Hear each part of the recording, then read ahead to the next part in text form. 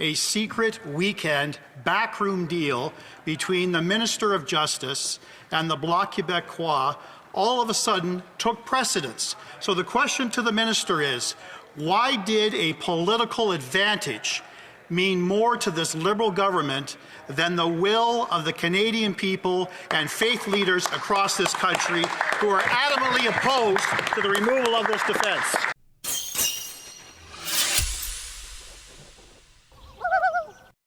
Honourable Member for York Centre.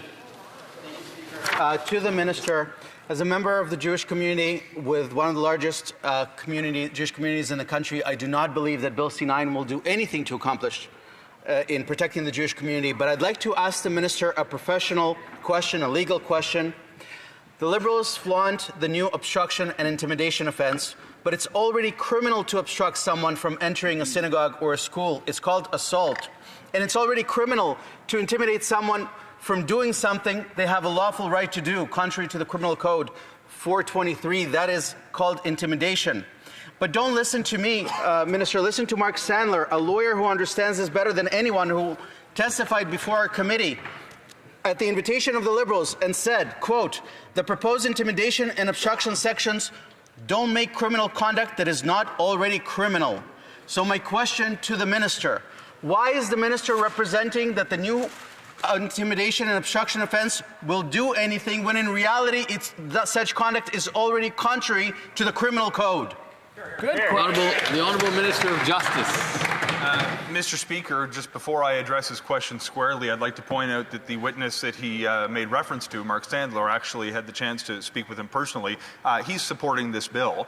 In addition to the intimidation and obstruction measures that the questioner has put to me, he's left out other important changes that would increase the penalties for people who commit a crime against a person on the basis of their identity, including their religious identity, including the color of their skin or their sexual orientation.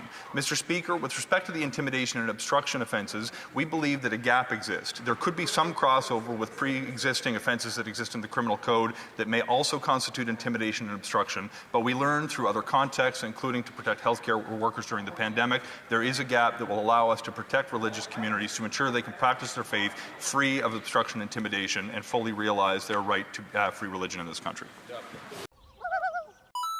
Oh, yeah.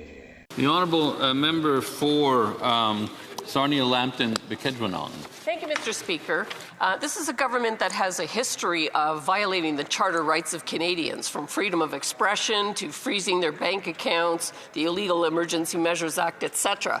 30 million people of faith in Canada are expressing concern about C-9 and removing the religious exemption under the hate speech law. We've heard from Christian evangelists, the Catholic Church, the Muslim associations, Jewish associations. They all say that this bill is going to cause them to not be able to read their religious texts because somebody will find them offensive and they'll end up in prison. Why does the minister not care what 30 million people of faith in this country think? Minister of Justice. Mr. Speaker, I care deeply what communities of faith think, and I've had the opportunity to engage not just with members of this House and all parties who care deeply about the issue, but directly with organizations who represent people who are expressing very real concerns. What I heard when we had an opportunity to dig into those concerns was that there were some reservations about the removal of the religious exemption, but there was a path forward. In fact, there was a flaw in the Conservative position that many of the stakeholders raised with me, because what they're advocating for is to recognize, and I disagree with this approach, by the way, that the ordinary practice of faith could constitute the willful promotion of hate, but a defense should accrue. We believe that you should actually define hate to make clear that the ordinary practice of faith is never a hate crime to begin with. In addition to that changed definition, which the Conservatives were seemingly willing to work with us on before they continued their filibuster, there are additional protections in the Charter that will give Canadians faith that they will be able to practice their faith freely, including the reading of religious texts, and everyone in this House should know clearly the government position is to defend the ability of Canadians to practice their faith. Oh, yeah. The Honourable Member for Provencher. Thank you, Mr. Speaker. And I too am hearing overwhelmingly from my constituents the concern that they have over Bill C-9. In general, how it attacks free speech and freedom of expression, but specifically how the removal of the amendment tabled by the Liberals and the Blocs to remove the exemption for good faith religious discussion about text. We've already heard from the former committee chair of the Justice Committee, who is now the Minister of Canadian Identity. We've already heard from him how he has cited several books of the Bible as being hate books. And we know that's blatantly false. My question to the Minister is many schools in my riding and many churches in my riding teach the Bible as it is written. What guarantee would there be under this legislation that those teaching, the professors, the teachers in these institutions would not be criminalized? Honourable Minister of Justice. Mr. Speaker, I thank my honourable colleague for his question. And in addition to the very clear and well-established charter protections that exist, we heard concerns that people wanted more certainty. That's why we were prepared to make further amendments to this bill to make absolutely clear that reading holy texts, participating in your community of faith, engaging in services that are part of life as your community of faith, as a religious leader or a member of a congregation, would all be permitted. We are literally willing to amend the legislation to put words to that effect directly in the bill in addition to the charter protections. When the Conservatives realized that they were getting yes for an answer, they picked up their filibuster and started using this issue to raise money by spreading misinformation to cause fear amongst Canadians. My view is that we have an opportunity to listen to communities, to address their concerns with thoughtful amendments, and if we could come to an agreement, we could actually have a bill that would combat hate that all parties could support. The Oh, yeah. Honourable Member for Elgin St. Thomas, London South. Thank you, Mr. Speaker. The Minister of Justice continues to misrepresent what has happened. The Liberal government did not get elected with a mandate to remove long-standing protections for religious speech. When facing the millions of Canadians affected by this and their concerns, the minister said he would consult and listen to those over the winter break. And when coming back, the only response he has had is to say, don't worry, the bill doesn't actually say what it says. Even now, the minister says charter rights will protect Canadians, while the government has not said whether or not it will accept the Federal Court of Appeal finding that it violated the charter rights of Canadians with the invocation of the Emergencies Act. So Canadians have every reason to be concerned with a government that does not have a record of upholding these fundamental freedoms. But if Canadians truly have nothing to fear, will the Minister of Justice stand up right now and denounce the words of his cabinet colleague, the Minister of Canadian Identity and Culture, who said it should be illegal to quote verses of the Bible inherently that he says are hateful? Will he denounce those comments right now? The Honourable Minister of Justice. Mr. Speaker, the first charge that my honourable colleague has lobbied against me is that I may not have come through with the commitment to actually meet with religious organizations. I have a list of almost 30 in front of me now that I actually met with during the holiday break to ensure that we heard their perspective. The second charge that he's levied against me is that we haven't actually listened to the feedback. I would correct the record again, because we were willing to take their feedback, put it into an amendment in the bill, an amendment, by the way, the Conservatives seemingly were going to put forward. They only decided to continue their filibuster when we realized that we agreed with their position that we wanted to add clarity to ensure that communities of faith would continue to be able to read their holy text, to preach the lessons of their faith of choice, and to live freely in Canada. Mr. Speaker, the position of the government is that the ability for Canadians to pray freely, to practice their faith, should continue fully, not only by virtue of the charter protections that exist, but also by reflecting the feedback that I personally heard from religious leaders to change the language of the proposed bill to make this eminently clear. Oh, yeah. Honourable Parliamentary Secretary to the Government House Leader. Thank you, Mr. Speaker. The intentional spreading of misinformation is what we continue to witness coming from the Conservative Party. And what the motivating factor behind Bill C-9 is that of fundraising. I could table, if they wanted, an actual email, Mr. Speaker, where the Conservative Party is attempting to raise money by spreading misinformation and asking the recipients to actually donate to the party. Are those his speaking notes, or is that a prop? It's a prop. It's speaking notes, but I could table a document if they like, Mr. Speaker, which clearly shows the motivating factor for the Conservative Party is actually to raise money by spreading misinformation. Is the minister concerned about misinformation being spread by political entities in the House of Commons?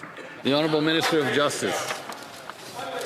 Speaker, I share my colleague's concern that a lot of misinformation has come to characterize the politics of this debate rather than thoughtful deliberation that will actually expand religious freedoms in this country, which is what Bill C-9 was designed to do from inception. One of the reasons I have some skepticism over the nature of the complaints that have been registered by the party opposite is they've actually raised substantive objections to the text of the bill that have now been accommodated. They raise concerns about the role of the Attorney General's consent, which we are willing to accommodate. They raise concerns about the precise nature of the definition reflecting the court's decisions on the issue of hate crimes, which we are willing to accommodate. They have raised concerns about the removal of the religious exemption, which we are willing to make changes to accommodate to ensure that communities of faith continue to practice their religion freely. Mr. Speaker, when each of the concerns that have been raised have been accommodated or we've demonstrated a willingness to accommodate them in full, you have to ask yourself, what is the motivation not only to continue to oppose, that would be fine, but to obstruct and filibuster for months at a time?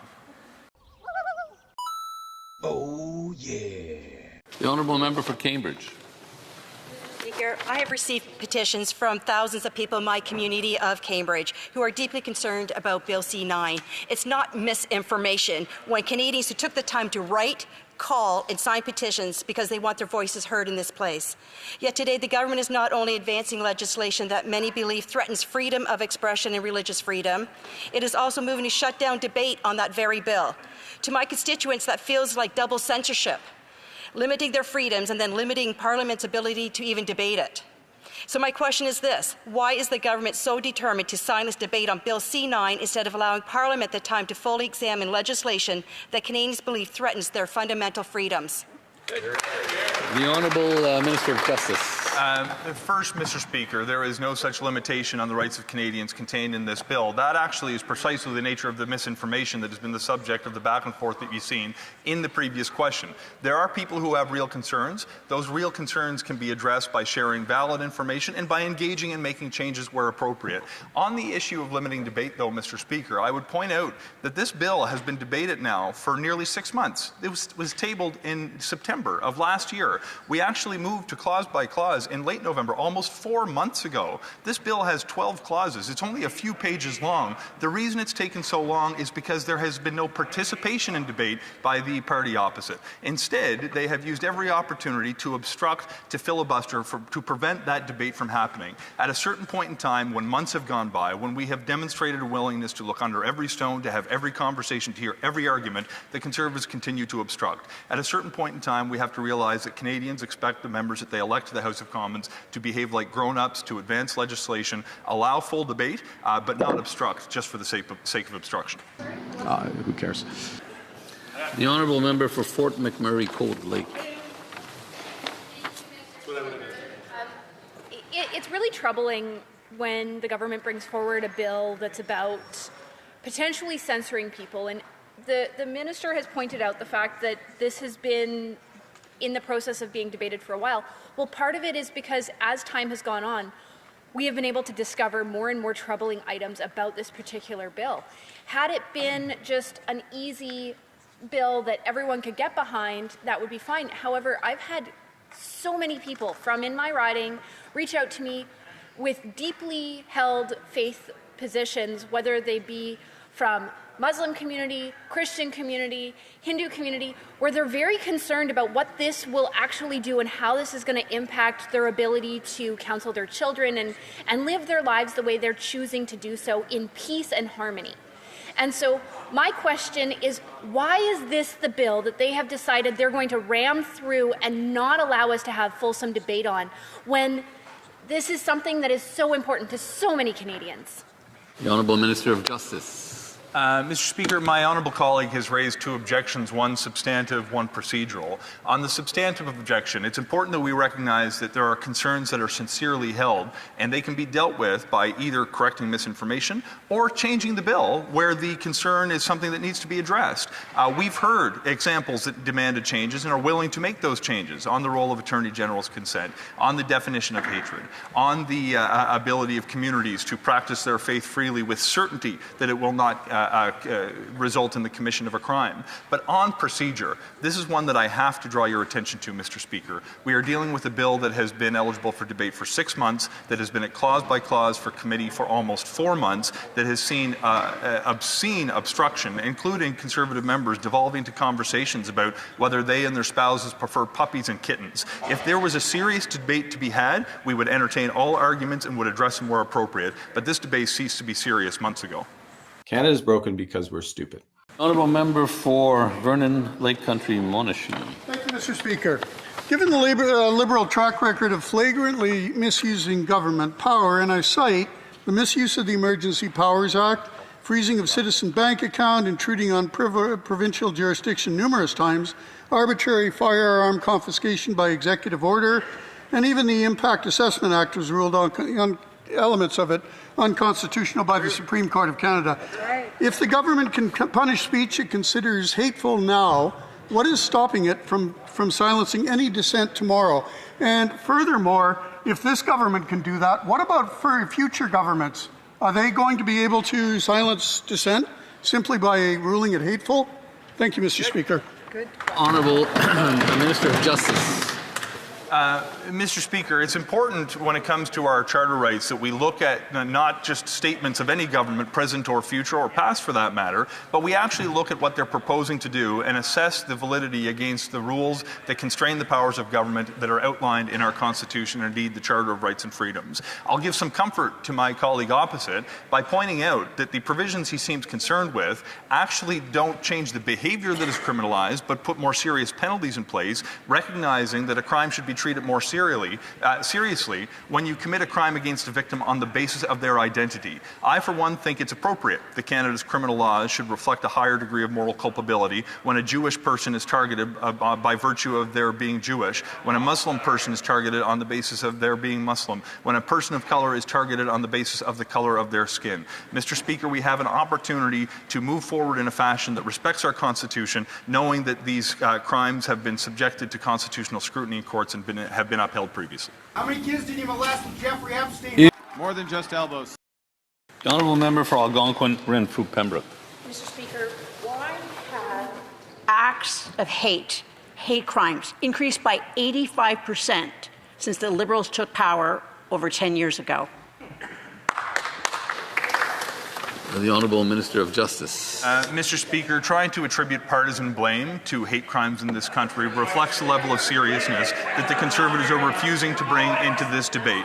When it comes to hate crimes, there's a number of challenges that we need to overcome. Some of it is going to have tougher laws on the books, including crimes that will actually make it easier to prosecute.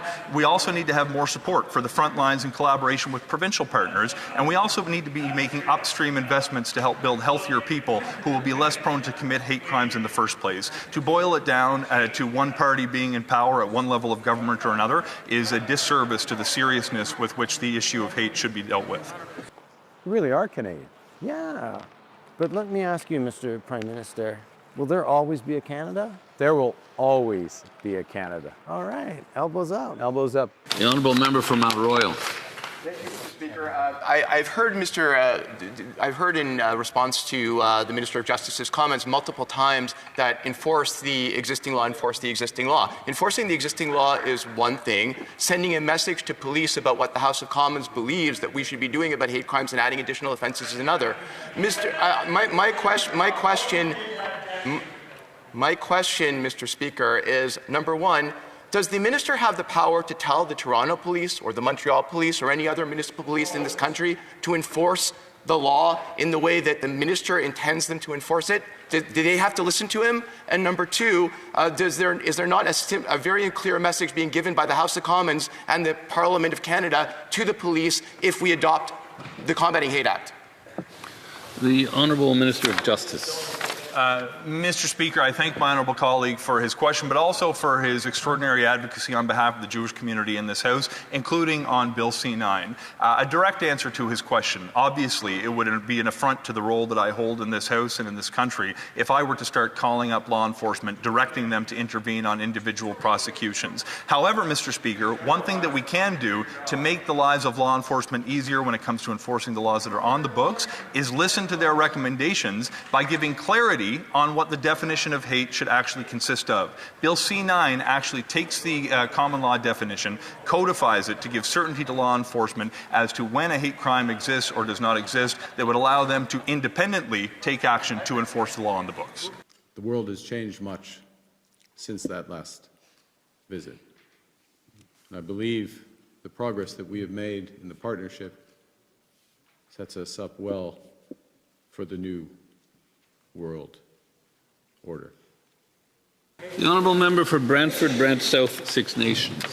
Speaker, Bill C-9, as drafted, did not seek the removal of a 50-plus-year-old legal defense, nor did any witnesses called by the Liberal committee members speak on behalf of the Liberal Party to remove this long-held defense.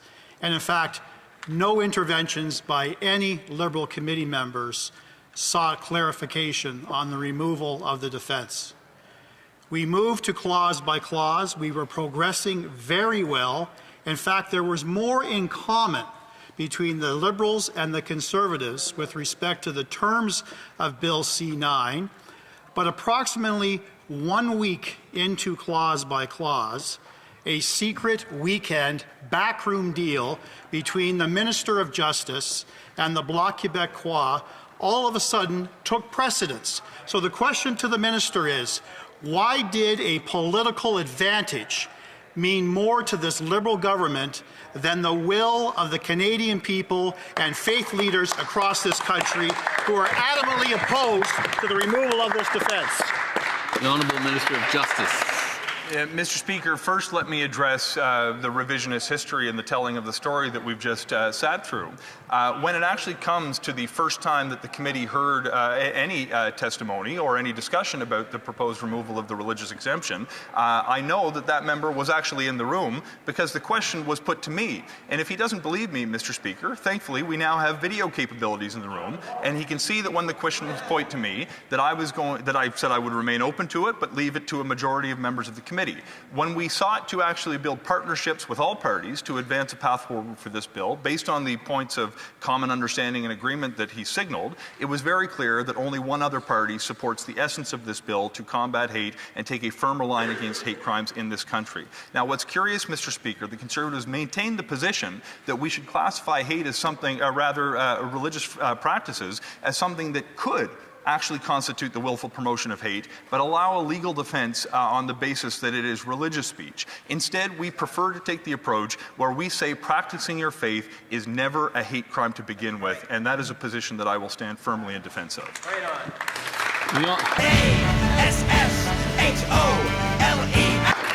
The Honourable Member for Sherwood Park, Fort Saskatchewan. Mr. Speaker, the minister has tried to paint this picture of listening to faith communities and making adjustments.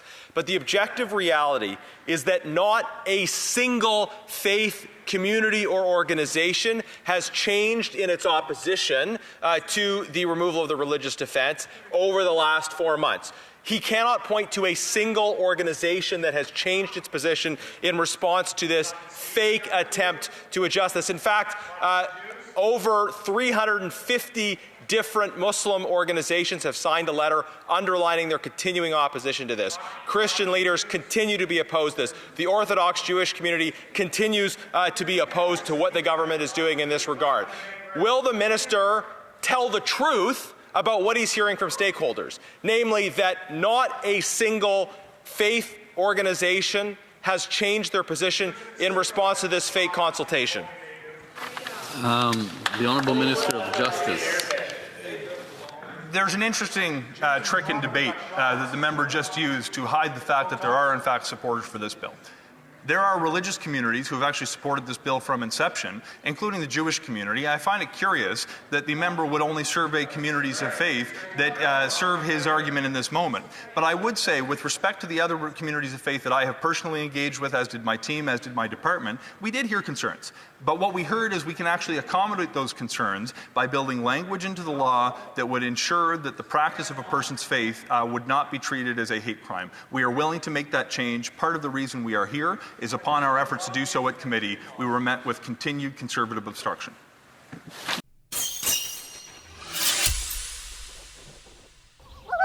The honourable member for Pitt Meadows, Maple Ridge. The minister can, he waxes eloquent about this bill, this motion, saying it's the best thing since sliced bread, nothing to worry about, trust in me. Reminds me of some words of a certain reptile in the Jungle Book. I won't call, I believe.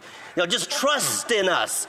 Don't listen to all these religious organizations, all these churches, the synagogues, the mosques. Just trust in us. Well, Mr. Speaker, we don't trust in them at all. They've got a track record. Does the minister not recognize that there's such a contradiction between their saying they're promoting the protection of religious communities while at the same time removing religious defense expression, religious defense expression, which was put in by Pierre Elliott Trudeau in Bill C-13 on the original hate propaganda bill? Does he not recognize the concerns of hundreds of thousands of millions of Canadians across Canada and recognize that we do not trust in them? The Honourable Minister of Justice. Mr. Speaker, you know your opponents have lost confidence in their own argument that when they resort to attacks based on the trustworthiness of their opponent in a debate. But, Mr. Speaker, if he was actually listening to my responses to previous questions, I said he should not trust any present or future or past government, but he should do an independent assessment of what the laws actually say.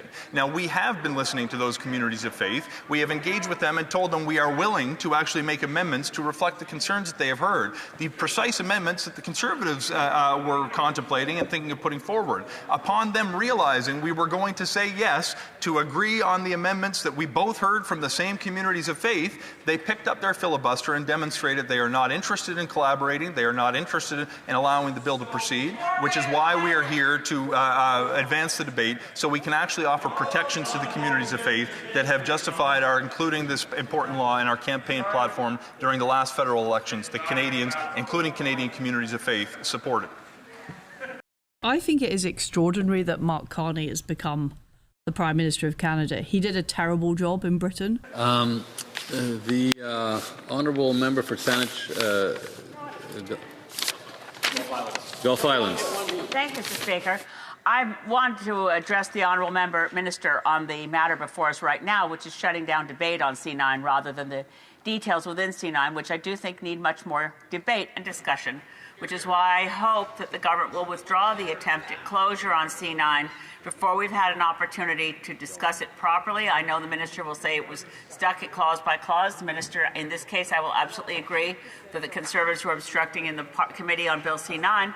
They've been so routinely accused of filibustering and obstructing when they have not that I feel it's worthwhile pointing out in this one instance there has been an attempt to slow down C9. The parts that I find much of it objectionable, but certainly the International Civil Liberties Monitoring Group in its brief to this minister have pointed out how the intimidation and disruption sections are overly broad, create a really large risk of discretionary enforcement by police that will leave people who are engaged in lawful exercise of their democratic rights and free speech find themselves on the wrong side of a law that's vague and discretionary. And I'd urge the minister to please reconsider and withdraw the motion under debate at the moment so we can have full discussion and debate, which is what Parliament is for. Minister of Justice.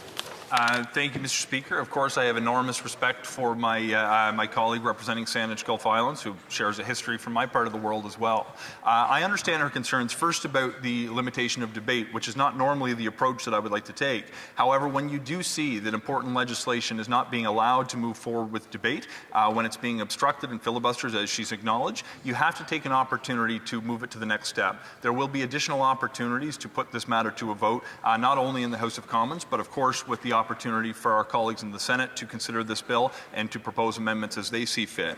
With respect to the substantive challenges that she's raised, we've gone through efforts to ensure that the ability of Canadians to express themselves freely, to associate with one another, to take part in protests where they share information but do not promote hate would be protected. My view is that we've done that job. If parliamentarians have an opportunity to put forward amendments, please know that they would be considered in good faith. Oh, yeah. Time for a 30-second question and a 30-second response. The Honourable Member for Mission Mascouy Abbotsford. Well, thank you, Mr. Speaker. I would like the minister to acknowledge today that by including the removal of the religious defense clause, that his actions have actually sown more fear and division in Canadian society. This was a bill that there was broad consensus on when it was first brought forward.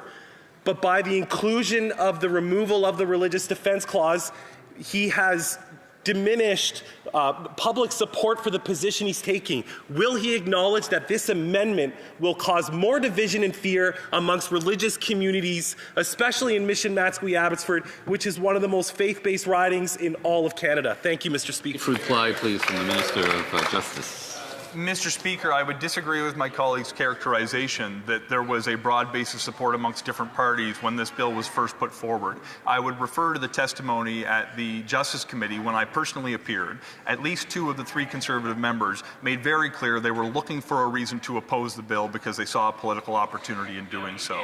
And Mr. Speaker, in addition, he has raised concern about the religious exemption. Now, this was a change that we proposed, or rather came from other parties that we worked with, that we were willing to accept because we didn't think it would have the impact that they are now describing, but we are willing to go a step further, reflect the feedback we've heard from communities of faith, amend the bill to make clear that the practice of your faith will not be considered a crime in Canada. That is the position of the government.